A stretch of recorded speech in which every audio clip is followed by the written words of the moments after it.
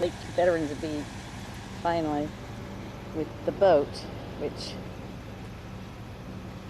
has not seen water for many, many months now, maybe a year, I can't remember. But look how much beachfront is here. The lake is so low that there's about 200 feet of beachfront.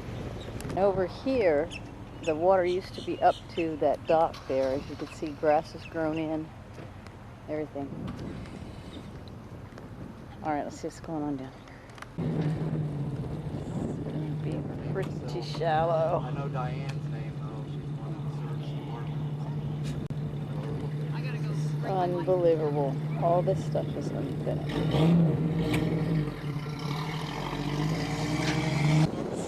Here's Alex and his new boat. Look, new fish finder.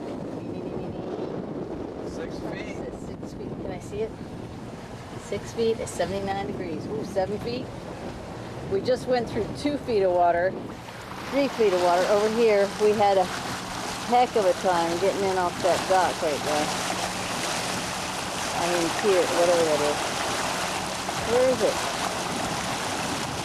There it is.